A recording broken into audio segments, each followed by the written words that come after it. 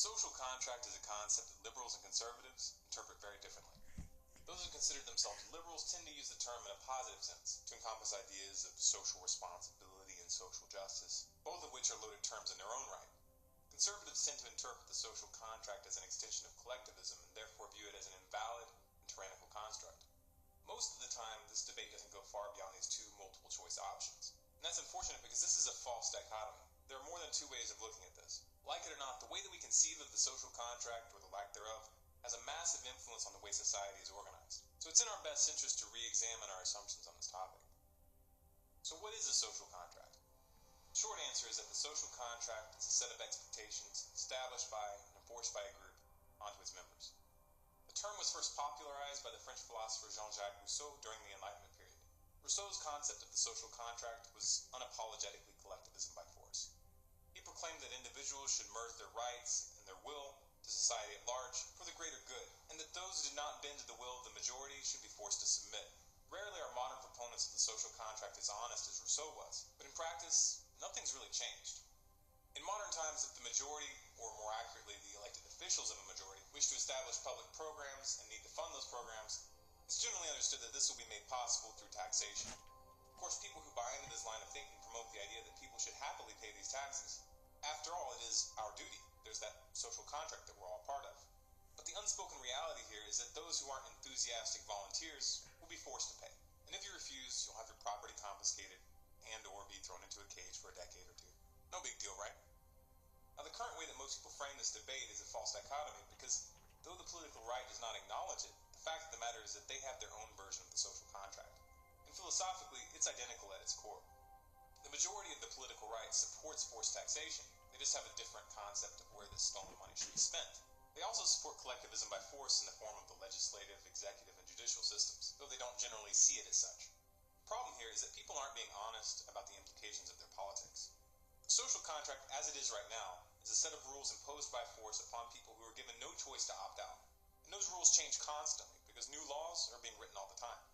It is assumed that if you are born within a specific country, the government ruling that geographical region has the right to impose requirements or restrictions on your life. Whether we're talking about forced taxation, compulsory schooling. It is a common. Well, the social contract basically says if you live on a given piece of land, you're required to pay taxes and follow certain laws. The term contract in this sense is a misnomer, as contracts require consent and the government doesn't operate on consent, and B, if it was really a contract, the government doesn't hold up its end of the contract.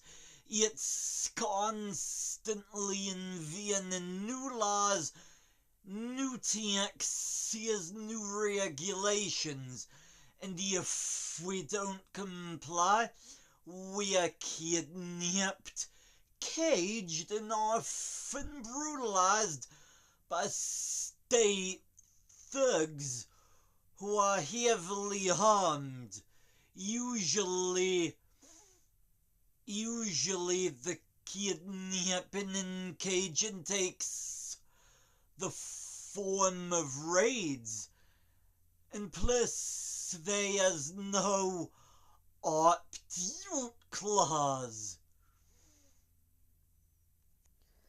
If the social contract was actually a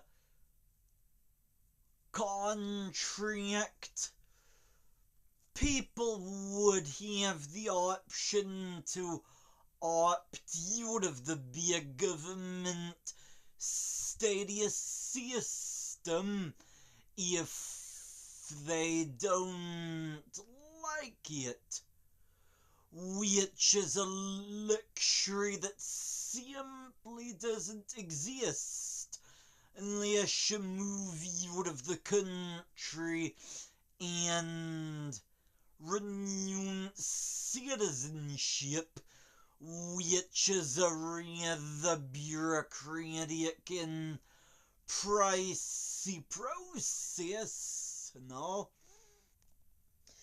It can be very good to have a government so long as people are free to opt out of the system if they don't like it, which the mythological social contract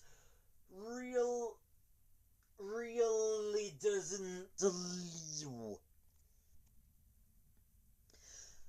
The social contract can be interpreted a number of different ways, depending on the wishes of the powers that be.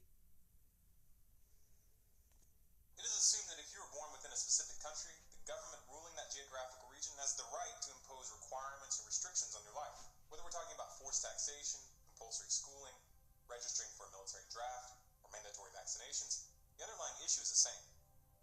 Now, conservatives tend to refer to the Constitution as the point of reference with the assumption that this changes the dynamic, but it really doesn't. The Constitution is often referred to as a document designed to restrict government, but what most people overlook is the fact that the Constitution was first and foremost used to create government, with the understanding that this government would have power over the citizens. But did the people who wrote the Constitution have the right to give the government that power? In order for a contract to be valid, those who it claims to bind must agree to it in full awareness of the terms. Bingo! In other words, there must be informed consent. Any contract that fails to meet these conditions is invalid, and therefore has no real or legitimate power, even if that contract is well written and noble in its intentions. A group of men 200 years ago sitting down and writing a document cannot hand power to a government today to seize your property by force or put you in jail for smoking a joint or regulate how you build your house. Obviously, these kinds of laws were not the original intention of the founders, but the federal government itself owes its existence to the Constitution. In fact, this was the explicit reason why the Constitution was created. It replaced the Articles of Confederation, which was much more decentralized in nature. So even though the federal government is clearly abusing its power, its claims of legitimacy are rooted in the Constitution. So it's extremely important to question whether that claim is valid. Some use vague notions of democracy to try to get around this issue, but this really doesn't hold up. If 11 people are in a room and 10 people vote to take the 11th person's wallet and distribute its contents, is this valid? If not, then why would it be valid on a larger scale? Even if 100% of the population viewed the electoral process as legitimate and participated, which is clearly not the case, it still wouldn't change the underlying morality. Theft is theft, regardless of how popular it is. Now, on the other side of this, all societies gravitate towards rules. Humans tend to want structure. They want violent crime to be dealt with consistently and justly. They want certain activities like child slavery and child pornography to be prohibited. And most people don't want their neighbor to be dumping poisons into the ground and seep into the water table. This tendency to want to establish societal norms will manifest whether you like it or not, and regardless of whether you see deep philosophical problems with it or not. And to be honest, there are philosophical problems here. But in practical terms, we have to deal with people as they are, not as we wish they would be. Therefore, the question is really how this tendency will manifest and how we deal with it. In the current paradigm, both the political left and the political right endorse collectivism by force, without informed consent. So what would be the alternative? How can we address this tendency towards societal rules without degrading into what we have now? Say a group of people establish a club, and with it, a set of rules, and they open up membership to the public. If the rules were clear and membership is voluntary, then this would be a valid arrangement, as long as the members could choose to walk away at any time. If we were to talk about this on a societal level, membership would be citizenship. Of course, this implies that citizenship and the duties and or protections that may come with it cannot be imposed upon a child and then assumed to be valid through that person's adulthood. Citizenship must be a conscious choice made in full awareness of the terms. Yep. That's what we really need to cannot pute system. Parents cannot make that decision for their children, at least not for their whole lives. Nor would it be legitimate from this perspective to have a gaggle of so-called lawmakers writing new laws willy-nilly. Writing new laws changes the terms of the contract. Changing the terms of the contract inherently invalidates that contract unless people voluntarily sign on to the new terms. Now, this is a radically different way of looking at human societies, and it is not something that could just be superimposed over our current system. In fact, fully coming to terms with its implications would inherently break the current system, because with it comes the realization that the government is operating on an invalid contract, and their so-called authority is little more than a self-serving fantasy. Once you see that, why would you obey them? In the early stages, you may give in out of fear of their enforcers, but when the enforcers begin to wake up, it's over. This whole topic may seem to you like a pointless philosophical exercise, but consider for a moment where we are headed as a society. All empires fall, and the United States is on its deathbed. The entire planet is going to be destabilized when this comes down. Many nations will collapse. How are we going to rebuild? Are we going to blindly recreate the current system from the same flawed paradigm, or worse, do it on a global scale? Or will we learn from our mistakes? If you care about the world you're passing on to your children, it's worth thinking